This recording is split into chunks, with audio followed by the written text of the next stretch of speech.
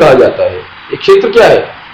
भगवान ने साफ कहा, इदम शरीरम कौन्तेय बड़े भाग मानुष तन पावा। कौन सा शरीर? इदम शरीरम कौन्तेय क्षेत्र मिथ्य विधीयते। ये शरीर ही खेत है और इसमें किसी भी प्रकार की फसल बोई जा सकती है। इसमें पाप भी बोया जा सकता है और उसकी दुख रूपी फसल निकलती है। इसमें पुण्य भी बोया जा सकता है, उसकी सुख रूपी फसल बोई जा सकती, सुख रूपी फसल मिलती है। और इसमें परमात्मा प्रेम के बीज भी बोए जा सकते हैं और ब्रह्म रूपी फसल काटी जा सकती है। ये भूमि है, बड़ी विलक्षण भूमि है। माने मनुष्य शरीर में जनक महाराज सुंदर दृष्टि को लेकर आए हैं। उनकी दृष्टि सुंदर है। एक बार एक संत आश्रम से निकले। हर साल का नियम था, यही दिन थे जब गेहूं आया करती है। उनका तो कोई कारखाना नहीं चलता माता जी, तो वो भीख तो नहीं मांगते गलियों में, लेकिन जब गेहूं आती है तो खेत में चले जाते हैं और किसान से कहते हैं कि भैया हमको कुछ अनाज दे दीजिए। हमें जीवन में केवल 3 काम है, जब भूख लगेगी तो रोटी खाऊंगा, नींद लगेगी तो सो जाऊंगा और भगवान का भजन करूंगा। भूख लगी है तो बेटा खाना खा। अच्छा खाना खा लिया, पेट भर गया, भगवान का भजन कर। क्या नींद आ रही है? क्या सो जा, जाग गया बेटा, नींद पूरी हो गई, भगवान का भजन कर। तो हमें कोई काम नहीं है, अब हमें अनाज दे दो। उस दिन किसान कुछ उखड़ा उखड़ा था, वो क्रोधित हो गया और कहने लगा, आ गए हो मांगने के लिए? मालूम है अनाज उगाने में कितनी मेहनत लगती है। पहले जमीन को जोतना पड़ता है, जल से सींचना पड़ता है, बीज बोना पड़ता है, खरपतवार निकालनी पड़ती है, फसल काटनी पड़ती है, तब कहीं जाकर इतनी मेहनत के बाद गेहूं मिलती है। आ गए, हाथ फैला दिया, बस गेहूं दे दो। मालूम है किसानी किसे कहते हैं? संत ने कहा, बेटा मैं भी किसान हूं, मैं भी किसान हूं, मैं भी खेती करता हूं, लेकिन हमारी खेती किसी और प्रकार की होती है बेटा। हम इस शरीर रूपी भूमि में सत्संग रूपी हल चलाते हैं, इसमें परमात्मा प्रेम के बीज बोते हैं, इसको श्रद्धा के जल से सींचते हैं, अवगुणों की खरपतवार को समय समय पर निकालते हैं और परमात्मा रूपी फसल काटते हैं। हम भी किसान हैं बेटा। जनक महाराज भी खेत में चले गए और क्या लेकर गए? हल लेकर गए। हल किसे कहा जाता है सुनीता? हल किसे कहा जाता है? हाँ, एक और हल होता है जी, बच्चों को स्कूल में कहा जाता है, इस प्रश्न का उत्तर हल कर। हल माने समाधान भी होता है। हमारे गुरुजी ने हमको जो पढ़ाया, यदि उससे मेरे अंतःकरण के प्रश्नों का कुछ समाधान हुआ है तो मुझे, मेरे पास हल है, मेरे पास हल है। इस भूमि में हल होना चाहिए। अगर आपके पास हल है और आपने उसको इस खेत में खूब चलाया है, माने खूब चिंतन मनन किया है, आपको मालूम है श्रवण के कितने अंग हैं? श्रवण माने सुनना। हमको लगता है हमने सुन लिया महाराज, अरे जाओ तुमने कुछ नहीं सुना जी। श्रवण के 3 अंग हैं, श्रवण, मनन, निधिध्यासन। पहले सुनना, फिर समझना, फिर जीवन में उतारना। कोरा सुनने को सुनना नहीं कहते हैं। पठन, मनन, निधिध्यासन। किसी ने कहा कि सुंदरकांड का पाठ कर लो। अच्छा, एक बड़ी विचित्र बात है। एक बार हमारे पास एक शास्त्री जी बैठे थे, सेक्टर 13 की घटना है, उस समय हम वहां रहते थे। एक माता जी आई, रोने लगी, हमसे कहने लगी, महाराज हमारे बेटे को जेल हो गई है और कुछ झगड़ा हो गया था, एक लड़के को उसने मार दिया, उसके प्राण चले गए और पुलिस हमारे बेटे को पकड़ कर ले गई है। रो रही थी, बोल रही थी, महाराज कोई उपाय बता दो।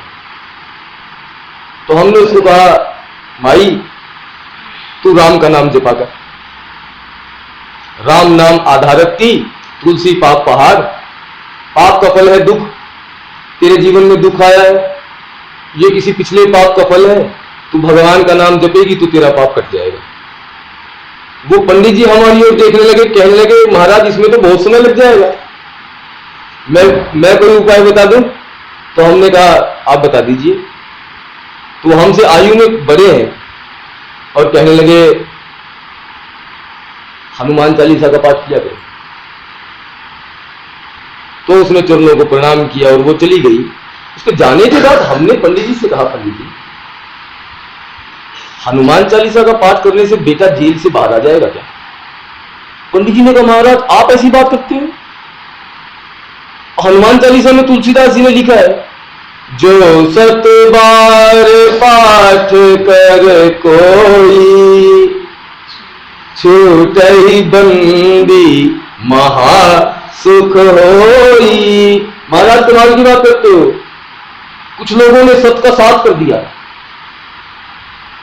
कुछ लोगों ने सत का साथ कर दिया।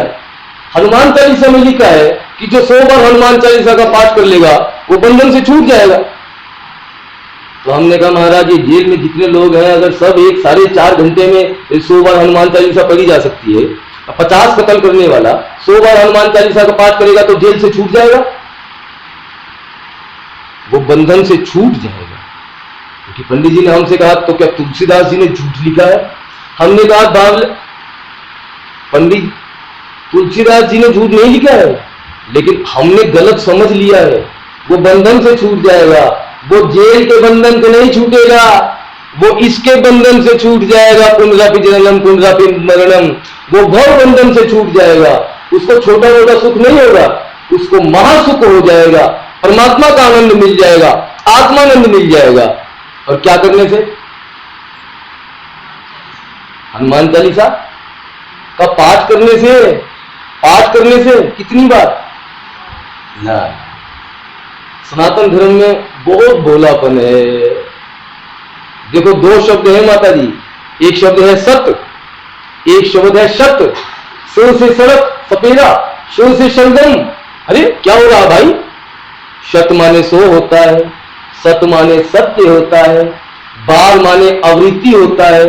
सत्य की आवृत्ति तक 7 बार, सत्य की प्राप्ति तक, सत्य बुद्धि में बैठ जाने तक, बुद्धि के निश्चयात्मिका हो जाने तक जो हनुमान चालीसा का पाठ करेगा, पाठ का मतलब कोरा शब्द नहीं बुदबुदाएगा, पाठ का अर्थ है पठन मनन निधिध्यासन, जीवन में उतारेगा, वो भव बंधन से छूट जाएगा।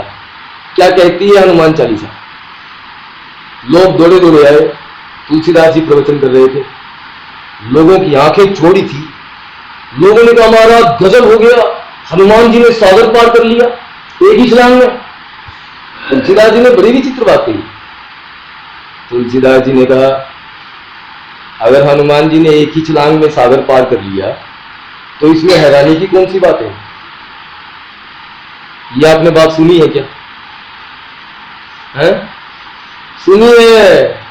प्रभु मुद्रिका मेली मुख माही, प्रभु मुद्रिका मेली मुख माही, जल दिलागी गए अचरज नाही, जय सिया राम जय जय।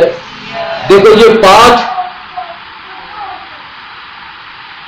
और पठन मनन निधिध्यासन का अंतर है, पढ़ा आपने भी है, लेकिन आप विचार करो। तुलसीदास जी ने कहा कि हैरान क्यों हो रहे हो? हनुमान जी ने यदि सागर पार कर लिया तो क्या विचार करो अपने बल पर कर लिया क्या? किसी और के बल पर किया है? अगर तुम भी वही कार्य कर लो तो तुम भी पार हो जाओगे।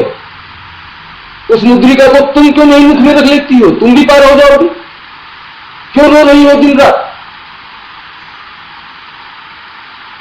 ये बात सुनकर कुछ लोग दौड़ने लगे। तुलसीदास जी ने आवाज लगाई, एक बाबलो कहां जाते हो? उन्होंने कहा महाराज जा रहे हैं फलाने फलाने सुनार के पास और वो मुद्रिका ले लेंगे। तुलसीदास जी ने अपनी छड़ी को टटोला, कहा वो मुद्रिका किसी सुनार के पास मिलती है? विचार करो मुद्रिका क्या है। तब देखी मुद्रिका मनोहर, सुंदरकांड, राम नाम अंकित अति सुंदर भगवान का पतित पावन नाम राम, यही मुद्रिका है।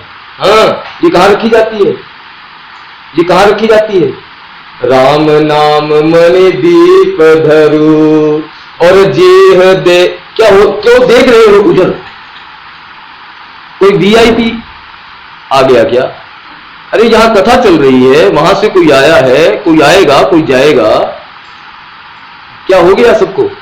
बहुत ध्यान से सुनो, हमको फिर उतरना पड़ता है ना नीचे भाई, हमारी भी स्थिति को समझो। हम याद करके थोड़े बोल रहे हैं जी। हाँ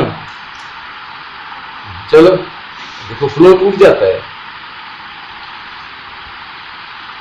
प्रेम से बोलिए सियापति रामचंद्र भगवान की। और पायल ठीक हो? राम नाम मणि दीप धरू और जीह देहरी द्वार। ये राम नाम रूपी मणि को, मुद्रिका को कहां रखना है? जीभ पर रखना है।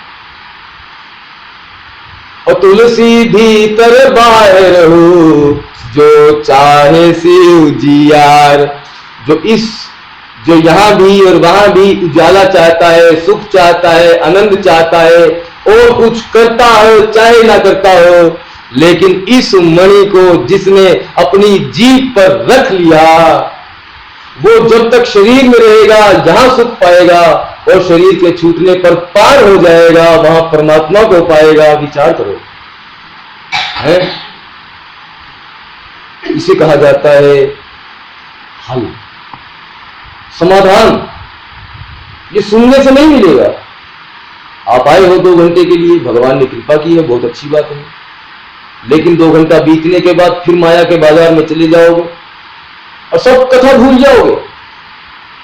हजारों बार कथा सुनने के बाद भी अभी तक जिसने अपने जीवन में आधा घंटा, पौना घंटा, 1 घंटा राम नाम जपने का नियम नहीं बनाया, बताओ उसने कहां पत्थरों में दिमाग फोड़ दिया। विचार करो, गजब है जी, गजब माया का प्रभाव, गजब है। जानते बूझते हुए भी शर्म तो ये है कि सब जान के अनजान हुए, और अब भी उसी माया पे मरे जाते हैं।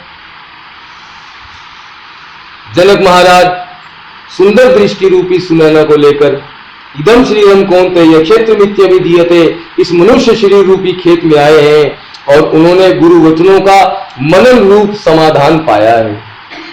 तो हल का फल, फल किसे कहा जाता है? क्या नाम है तुम्हारा? मीनू, पानी पिलाएं आपको? अच्छा बताओ, फल किसे कहा जाता है? फल खाने का भी होता है, शीला बोल रही है। फल माने होता है फ्रूट, फल, उस समाधान का फल। फल माने कोना भी होता है, फल माने फल भी होता है। जब आप खूब मनन करो, खूब चिंतन करो, क्यों बाहर के बारे में सोचती रहती हो? जब बाहर मन की आवश्यकता है, बुद्धि की आवश्यकता है, बुद्धि लगाई, खाना बनाया, और फिर भीतर चले गए, फिर भीतर चले गए। कथा में महाराज ने ये बात कही थी, उसका श्रवण किया, उसका मनन किया, वो जीवन में उतर जाएगा।